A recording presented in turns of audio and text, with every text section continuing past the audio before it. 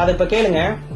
Hello hello sir, good morning sir. Sriram கேஸ்ல இருந்து call பண்ணியிருக்கோங்க சார், வடமதுரை என்ஜிஓ காலனில இருந்து. சொல்லுங்க.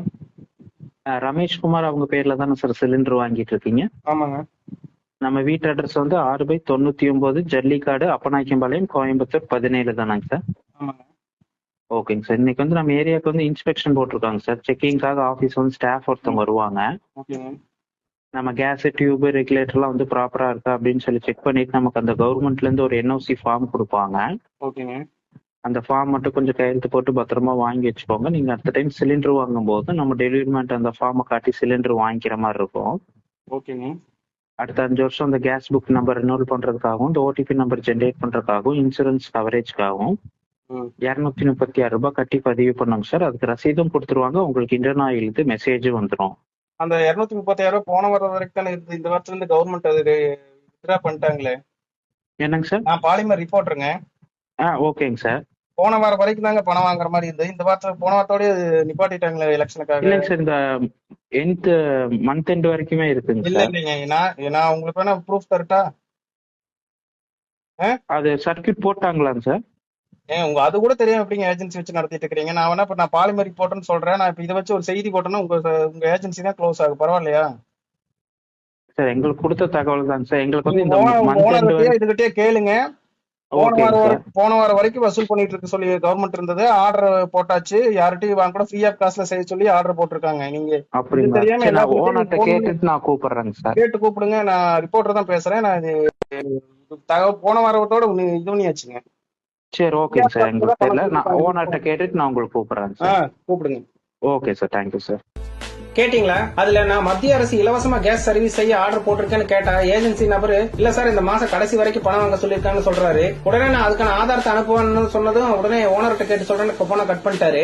ரொம்ப நேரம் அவர் கூப்பிடல. திரும்ப நானே ஏஜென்சிக்கு கால் பண்ணி பேசினேன். அதை கேளுங்க. ஹலோ, பாலிமர் ரிப்போர்ட்டருங்க. சார் சொல்லுங்க சார். கேட்டு சொல்றேன். நீங்க அதான் சார் இருக்குங்களாமாங்க சார், பண்ணக்கூடாதுன்னு தான் சொன்னாரு. அப்ப நீங்க இத்தனை நாளா இப்படி ஒரு வாரமா வசூல் பண்ணிட்டு எல்லா பக்கமே? ஒரு வாரமா இல்லைங்க சார். அது அவர் சொல்லல, அதனால நாங்க இப்ப பாக்குறது இல்லைங்க வசூல் சார். பண்ணதை வச்சு செய்தி போடலாம் தெரியுமா? இப்ப பண்றது இல்லைங்க சார். அது இப்ப நீங்க இப்ப ஏன்னா எனக்கு முன்னும் இல்லாம இங்க அப்பநாயகத்துல 2-3 பேத்துக்கு நீங்க கால் பண்ணிருக்கீங்க. எங்க அம்மாக்கு ஒரு லைன் இருக்கு, எங்க அம்மாக்கு கால் பண்ணிருக்கீங்க, இங்க பக்கத்துல கால் பண்ணிருக்கீங்க. உங்களுக்கு எல்லாமே சொல்லிருக்கீங்க. இன்னைக்கு இங்க நாங்க வர்றோம் 236 ரூபாய் நீங்க கொடுக்கணும்னு. அவ இப்பதான் சார்ட்ட கால் பண்ணாங்க சார். அவர் தான் சொன்னாரு வேண்டாம், அது பண்ணக்கூடாது, விட்டுரு அப்படின்னாரு. என்னங்க அசால்ட்டா எல்லாரோட ஆபீஸ் முன்னாடி அதை ஒட்ட சொல்லிருக்காங்களே இல்ல சென்ட்ரல் கவர்மெண்ட்? என்னங்க சார்? எல்லா ஆபீஸ் முன்னாடியும் சென்ட்ரல் கவர்மெண்ட் உங்க ஆபீஸ் முன்னாடி அதை ஒட்டி இருக்கீங்களா இல்லையா? அந்த மாதிரி இலவச பரிசோதனை பண்ணணும்னு ஒட்டி இருக்குங்க. ஒட்டி இருந்து நீங்க வேணுனே தான் கால் பண்ணி கேட்கற மாதிரி இருக்குது. இது ஒரு ஏமாத்து வேலை தானே இது? இல்லைங்க சார், இல்லைங்க சார். அப்புறம் ஒட்டிட்டு எதுக்குங்க கால் பண்ணி காசு கேக்குறீங்க? சார் எனக்கு தெரியலைங்க சார். உங்களுக்கு தெரியாம எப்படிங்க இப்படி பணம் வசூல் பண்ணிருக்கிறது? இப்ப லிஸ்ட் எடுக்கட்டா? நேத்து நீங்க முந்தா நேத்து இதுக்கு முன்னாடி எல்லாம் என்னென்ன நீங்க யாராவது செக்கிங் பண்ணிக்கிறீங்க எடுக்கலாமா? லிஸ்ட் கொடுக்குறீங்களா? அது பண்ணியிருந்ததுங்க சார். அப்ப அதுக்கெல்லாம் காசு வாங்கி தானே பண்ணிருக்கீங்க? ஆமாங்க சார். அது எப்படி ரீஃபண்ட் பண்ணுவீங்களா? என்னன்னா ஓனர்ட்ட பேசிட்டு நான் சொல்றேங்க சார். அது நீங்க ரீஃபண்ட் பண்ணணும். இல்லைன்னா நான் இது வந்து ஒரு இஷ்யூ கொண்டு வருவேன் நானு.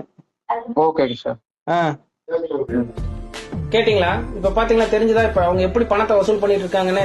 நம்ம மக்களும் அறியாமையில பயத்துல பணம் கொடுத்துட்டு இருக்காங்க. இந்த வீடியோ பாக்குறவங்க இனிமேலாவது யாராவது கேஸ் ஏஜென்சில இருந்து கூப்பிடுறேன் பணம் தாங்கன்னு சொன்னாங்கன்னா தந்துராதீங்க. மத்திய அரசு இலவசமா செய்ய சொல்லி ஆர்டர் போட்டிருக்காங்க.